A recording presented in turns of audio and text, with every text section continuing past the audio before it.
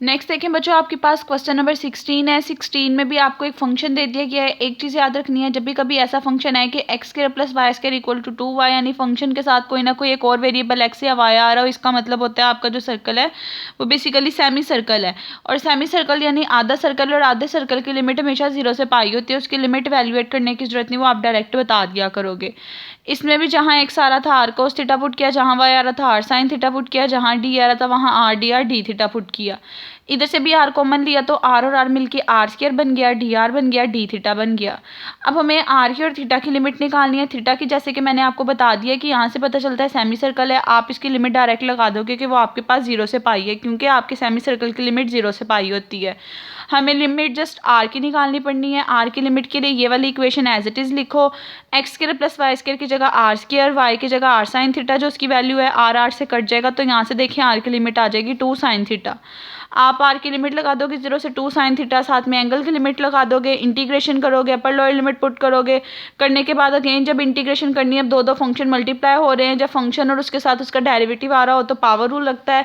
Power में एक चीज़ add हो जाती है और उसी से डिवाइड कर देते हैं। और जब आपके पास साइन 4 थीटा आएगा तो साइन 4 थीटा का फॉर्मूला होता है अकॉर्डिंग टू सेकंड ईयर, आप वो फॉर्मूला लिखोगे डायरेक्ट। उसकी जगह फिर से 1 बाय 1 करके इंटीग्रेट करोगे, अपर लोअर लिमिट पुट करोगे, तो आपका इजीली आंसर आ जाएगा। ठीक है।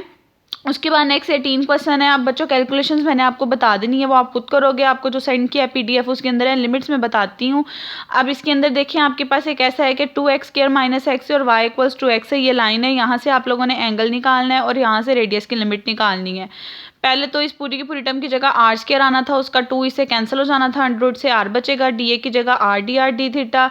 अब एंगल और आर की रेडियस की लिमिट निकालनी है। रेडियस के लिए जिसना प्रीवियस क्वेश्चन में ये वाली टर्म यूज़ की थी हमने प्रीवियस क्वेश्चंस में, वैसे ये टर्म यूज़ करोगे। Y equal to this term लिखी, बोथ साइड स्क्वायर लो, एक्स को एक तरफ लेके चले जाओ, x square plus y square r square बन जाएगा। एक्स की जगह उसकी लिमिट, तो यहाँ से आर की लिमिट आ जाएगी 2 कोस थीटा, तो आर की लिमिट लिख दोगे 0 से 2 कोस थीटा। अब आपको एंगल चाहिए, एंगल के लिए प्लॉट करना पड़ेगा। एंगल के लिए प्लॉट ऐसे करते होते हो, वाई इक्वल टू एक्स होती है बच्चों एक स्ट्रेट लाइन।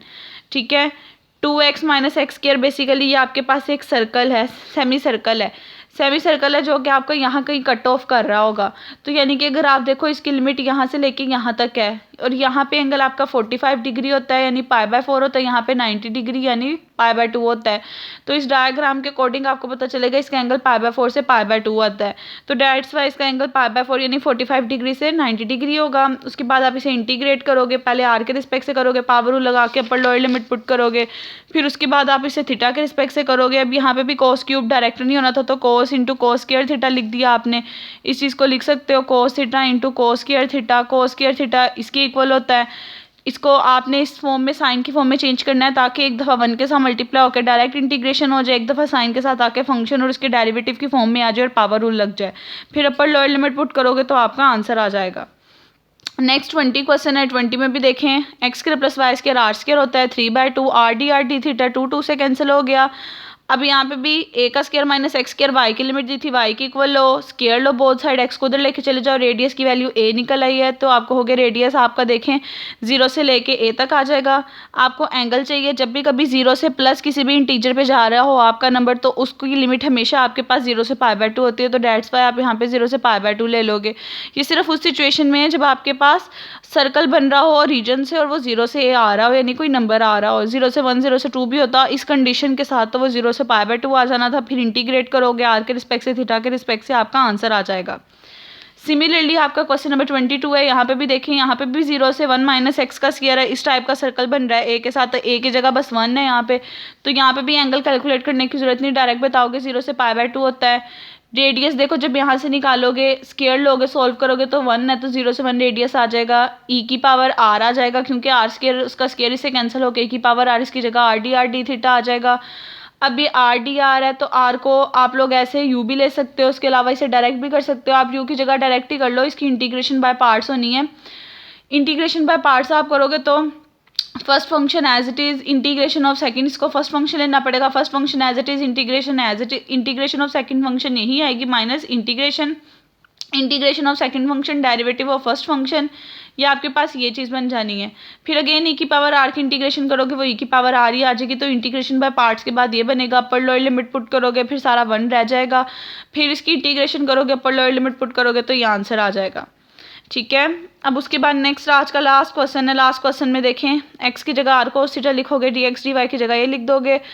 अब यहाँ पे 0 से 2 तो आ रहा है, 0 से प्लस नंबर, लेकिन ये सर्कल देखें आपके पास प्लस माइनस साइन के साथ सर्कल है।